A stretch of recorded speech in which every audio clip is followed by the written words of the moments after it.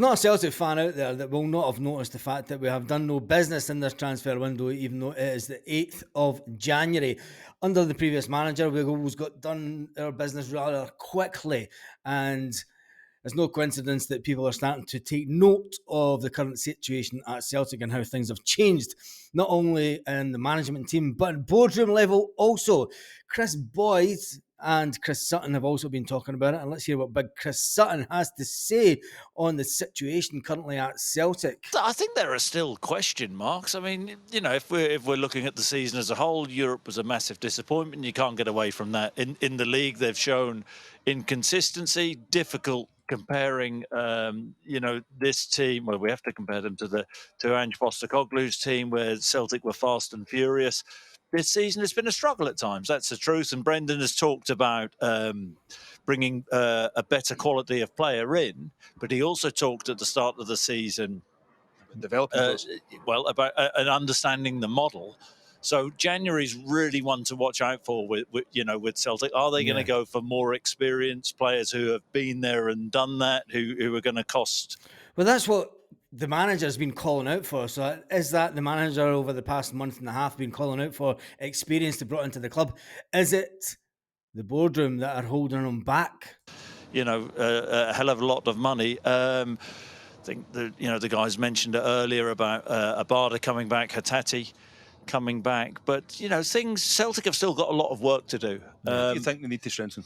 Where do I think they need to strengthen? Left back. I think that the centre half position is baffling. I mean, what on earth has gone on there? Scales has taken his opportunity, but then you look. Celtic spent 7.5 million on Nawrocki and Lagerbielke, and they look at the surplus to requirements. That's the truth of it. Bernardo's been a really pleasant surprise. I think since he's got a run of games which he didn't get domestically. He was thrown in the Champions League. I wonder about the striking position and how that is would pan out. There's a lot of talk about a wide player coming in, but Celtic have got loads of wide players. But so it's going to be really interesting to see who they get in, who is an upgrade, and how much they spend. Brendan has said he wants quality in, so let's wait and see. Yeah, I totally get that, Chris. Let's wait and see. We're all waiting and seeing. We're 8 days into the transfer window, and speculation is rife on who we might get, who we might not get. And Brendan Rodgers came out and said that there's one player that we do not want. So where does that leave us as Celtic fans? Well, we all know that we needed a left back. We all know that we need a goalkeeper in the future. And Brendan Rodgers said that he's not too fussy about that department as it stands. It is a bit quiet around Lennoxtown this week. The players are still on holiday. It's a bit of a surprise in that the players got a full week off. I'm really surprised at that. I mean, I'm only going by their social media today. I just find it is a bit bizarre that they got so much time off. Obviously, when they get time, when they go to Dubai and things like that, they have a couple of days rest and then they get back into warm weather training. Looks like the manager's giving them a week off to go and do what they want. But there's no one come in. One player that looks like he might go on his way out is the big man that Chris Sutton was talking about, Big Gustav. Gustav has been mentioned as a player that a team in Italy are looking at, and they want to take him on loan. A lot of people are saying, look, don't take him on loan unless it's an option to buy. Has he been given his chance at Celtic? I know that Big Rocky, he'll be given his chance. I think he's a player that will come on. But the fact that Gustav is now going out on loan, it looks like he definitely will go out on loan. These clubs don't come in and ask about players unless Celtic put the feelers out that they're going to let the player go in the first place. So what do you think about Gustav leaving the building so early on in his Celtic career? It's an interesting one, I'll tell you that much. Another interesting one that has been going around the last couple of days is obviously Celtic have made the top 20 in Europe. Yes, they have made the top 20 in Europe.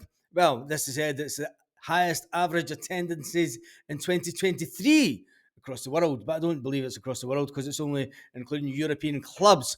Number one's Barcelona, Borussia Dortmund, and then Bayern Munich, Manchester United, Inter Milan, AC Milan, and then it goes down to number 15th, which is Celtic.